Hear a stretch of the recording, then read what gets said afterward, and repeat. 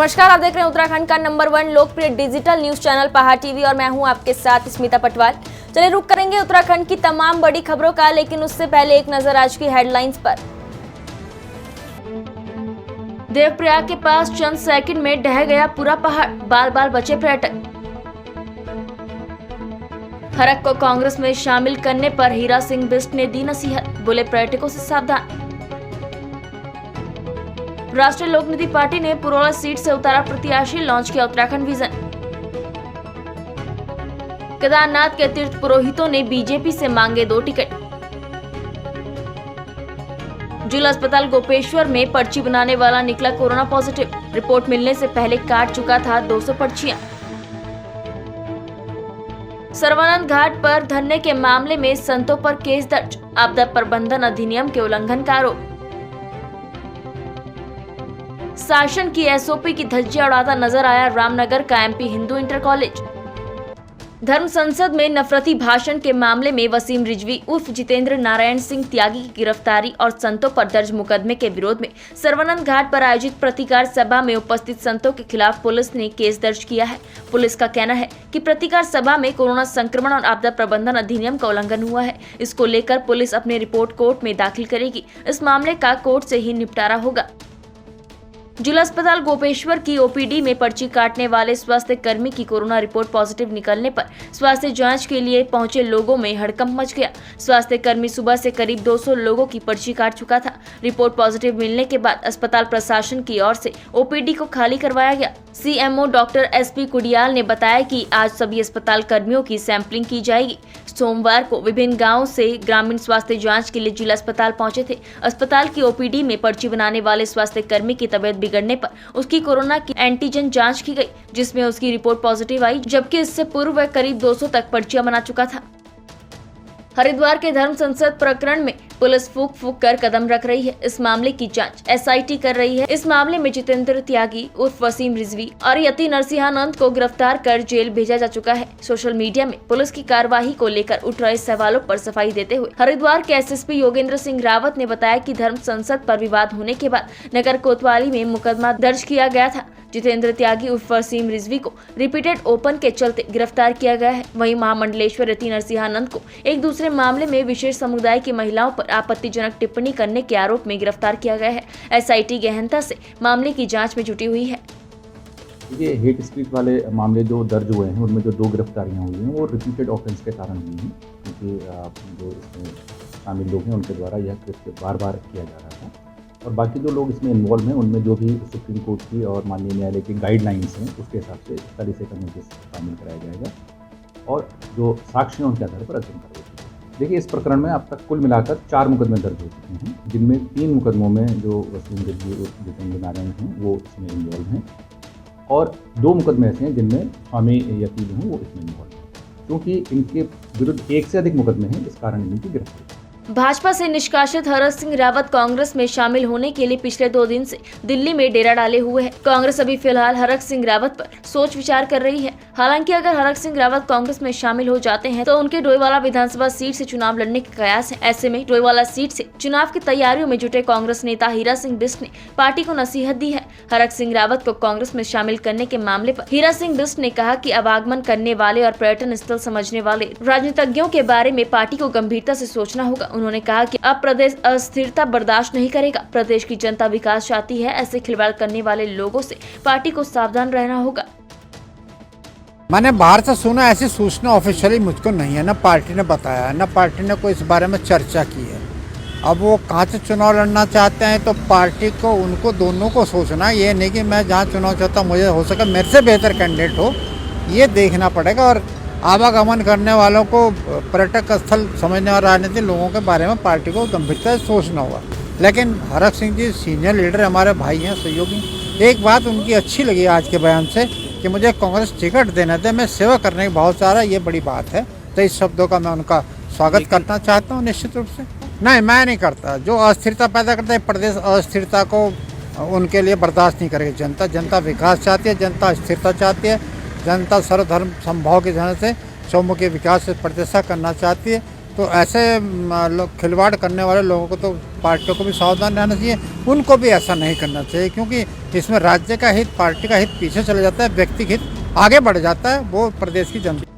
उत्तराखंड में देवप्रयाग के पास सेकंडों में आज एक पूरा पहाड़ ढह गया।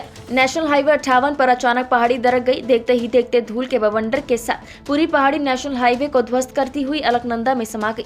राहत की बात यह है कि उस दौरान नेशनल हाईवे के दोनों तरफ के वाहन रुके हुए थे, नहीं तो बहुत बड़ा हादसा हो जाता। नेशनल हाईवे के ऊपर की पहाड़ी दहने से करीब 5 घंटे तक यातायात बंद रहा। फिलहाल रास्ता क्लियर कर दिया गया है। नेशनल हाईवे पर फंसे सभी वाहन निकल गए हैं। देवप्रयाग में लैंडस्लाइड से पर्यटक दहशत में आ गए थे।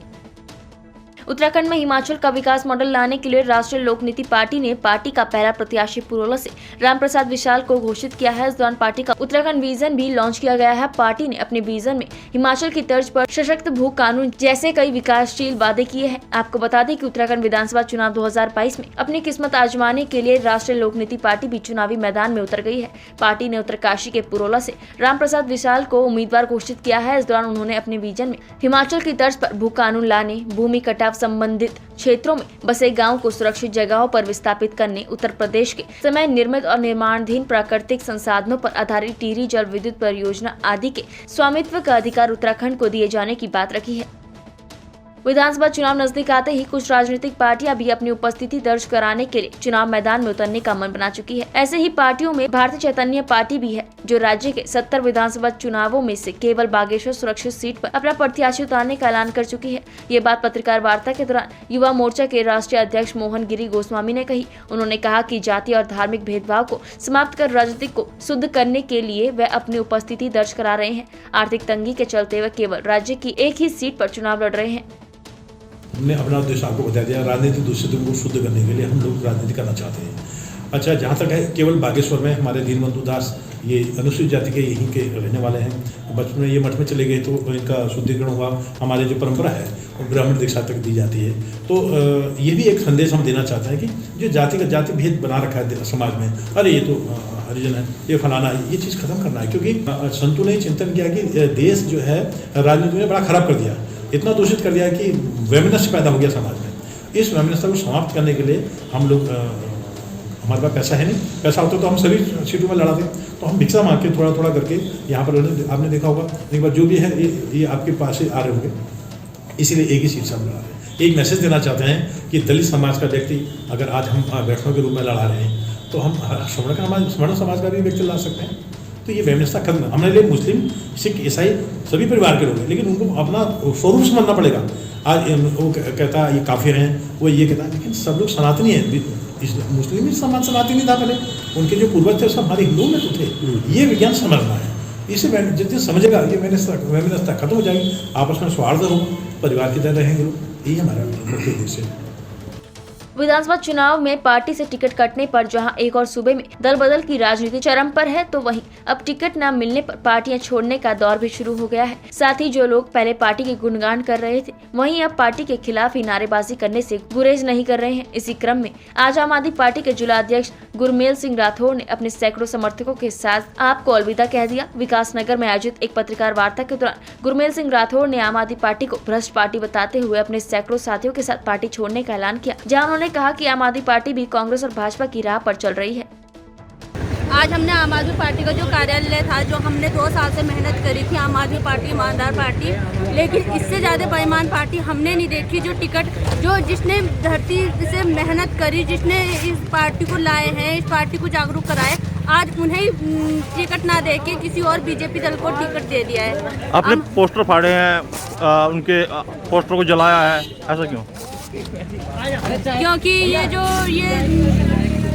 टिकट है तो टिकट की सारी बात है, तो टिकट ये किसी बीजेपी वालों को दे दिया है टिकट। तो हम नहीं चाहते थे कि यहाँ की ये उन्हें टिकट दिया जाए। जिसने ये मेहनत की है, 2 साल से बेचारे ने अपनी मेहनत की है, गुरमेल सिंह राठौर जी ने, जिन्होंने इतना काम किया है, लोगों को इतना जागरूक कराए, और आज वही उसे ही पार्टी पूछ नहीं रही है। तो ये काहे की ईमानदार पार्टी है, सबसे भ्रष्टाचार बेईमान पार्टी है।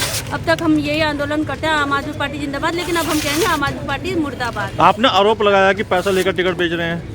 बिल्कुल, हमें तो सरासर यही दिखाई दे रहा है, क्योंकि ये जो परवीन बंसल जी है, उन्होंने कोई मेहनत नहीं किया। आम आदमी पार्टी में अभी 25-30 दिन ही हुए होंगे मुश्किल से, लेकिन उन्हें टिकट दे दिया है। लेकिन जो गुरमेल सिंह राठौर जी है, उन्होंने 2 साल से 2.5 साल से मेहनत करते आ रहे हैं, लेकिन उन्हें कुछ नहीं, उन्हें कोई अच्छा पद भी नहीं मिला है। और जो कितनी मेहनत करी है, जागरूक करा है, इतनी जनता को जागरूक करा है। विधानसभा चुनाव और आदर्श आचार संहिता के तहत बैजनाथ पुलिस ने गरुड़ क्षेत्र में फ्लैग मार्च निकाला। थाना अध्यक्ष कैलाश बिष्ट के नेतृत्व में आईटीबीपी के जवानों सहित पुलिस द्वारा बैजनाथ तिराहे से लेकर गरुड़ बाजार में स्थित पुलिस चेक पोस्ट तक फ्लैग मार्च निकाला गया। वहीं तहसीलदार गरुड़ ने विधानसभा चुनाव को लेकर तहसील प्रशासन की प्राथमिकता भी बताई। इसमें जो अभी हमारे आगामी चुनाव हैं, इनके तहत जिले स्तर से ही सभी जोनल मजिस्ट्रेट, सेक्टर मजिस्ट्रेट और एफएसटी टीम, जो हमारी फ्लाइंग स्क्वाड टीम होती है, और एसएसटी टीम, उनका गठन हो चुका है। उनको ट्रेनिंग भी विधिवत दे चुके हैं। और इसके तहत जो हमारा नया सिविजिल लैब है, उसके वो भी अभी यहाँ जिले में कार्य कर रहा है। उसमें भी हमें शिकायतें प्राप्त हो रही हैं, जिनका तुरंत ही निस्तारण भी किया जा रहा है। तो इस तरीके से पूरे जो ये आगामी चुनाव है, उनमें निगरानी रखी जाएगी, कोई भी एमसीसी का वायलेशन ना हो, और होता है तो उसके अगेंस्ट जो भी कार्रवाई है वो विधिवत ली जाएगी। मैम, चुनाव से संबंधित कोई अब तक शिकायत तहसील प्रशासन के पास पहुंची? चुनाव से संबंधित ऐसे कोई बहुत बड़ी शिकायत तो अभी तक नहीं पहुंची है। जो पोस्टर के लिए मिलती रहती हैं, उन्हें हटाया जा रहा है, जहां भी कहीं बिना परमिशन के पोस्टर्स लगाए गए हैं। रामनगर का एमपी हिंदू इंटर कॉलेज का विद्यालय प्रशासन की कोरोना वायरस पर जारी एसओपी की खुलेआम धज्जियां उड़ाता नजर आया। बता दें कि रामनगर का मुख्य बाजार स्थित मथुरा दास प्रसादी लाल हिंदू इंटर कॉलेज का विद्यालय कोरोना की एसओपी के जारी गाइडलाइन के बाद भी खुला हुआ नजर आया। विद्यालय में बच्चों की पढ़ाई भी जारी दिखी। स्कूल में बच्चे आते जाते दिखाई दिए। बता दें कि शासन ने स्कूलों को लेकर एक एसओपी जारी की थी, जिसमें 22 जनवरी तक सभी विद्यालयों को अग्रिम आदेशों तक बंद कर दिया गया है। उसके साथ ही घरों से ही ऑनलाइन बच्चों की पढ़ाई जारी रहेगी। वहीं इस गाइडलाइन का एमपी हिंदू इंटर कॉलेज के प्रधानाचार्य दिग्विजय चौहान पर कोई असर पड़ता हुआ नहीं दिखा। विद्यालय सुचारू रूप से चलता हुआ दिखाई दिया। प्रधानाचार्य जो एमपी इंटर कॉलेज के हैं, उनको निर्देशित कर दिया गया है, शासन की एसओपी से बढ़कर कुछ भी नहीं है। 22 तारीख तक केवल ऑनलाइन क्लासेस चलने की बात इस एसओपी में की गई है। उसी के अकॉर्डिंग निर्देशित किया गया है कि स्ट्रिक्टली इस एसओपी का पालन हो, और चेतावनी दी गई है कोई भी बच्चा इस तरह से विद्यालय में न बुलाया जाए। 22 तारीख को आदेश हुए हैं कि 22 तारीख तक स्कूल बंद रहेंगे, क्योंकि स्कूल बंद हो गया। कोई बच्चे जो कंफ्यूजन में थे, कोई स्कूल में आए थे, सुबह स्कूल से गेट से बंद कर दिए गए। सरोवर नगरी नैनीताल में कड़ाके की ठंड पड़ने के कारण यहां बीडी पांडे राजकीय अस्पताल में रोगियों और उनके तामीरदारों के लिए हीटर, गीजर और बॉयलर, गर्म पानी आदि की व्यवस्था की जा रही है। डॉक्टरों ने कहा कि रोगियों को गर्म कंबल और रजाई भी दी जा रही है, जिससे रोगियों और तामीरदारों को ठंड से बचाया जा सके। सरोवर नगरी नैनीताल के अयार पाटा क्षेत्र में धड़ल्ले से निर्माण कार्य हो रहा है, जिसके चलते संबंधित विभागों ने चुप्पी साधी है। आपको बता दें कि जहां एक और निर्माण कार्य वर्जित है, वहीं दूसरी ओर धड़ल्ले से भारी भरकम निर्माण कार्य का प्रशासन को जताया गया है, जिसे प्रशासन से लेकर संबंधित विभागों ने अपनी आंखों को बंद कर लिया है। यह कहना है नगर पालिका परिषद के सभासद मनोज जगाती का। उनका कहना यह है कि जो निर्माण कार्य चल रहा है, उसकी शिकायत जिला प्रशासन से लेकर प्राधिकरण, यहाँ तक कि मुख्यमंत्री पोर्टल पर कर दी गई है, पर कोई भी अधिकारी कर्मचारी ने इस निर्माण कार्य को रुकवाने की पहल तक नहीं की। उत्तराखंड की तमाम बड़ी खबरों में फिलहाल इतना ही। बाकी खबरों के लिए बने रहिए पहाड़ टीवी के साथ। नमस्कार।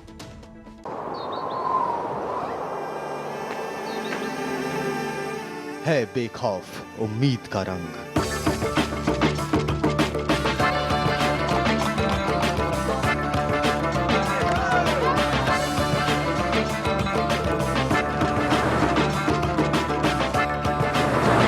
है आस्था भी।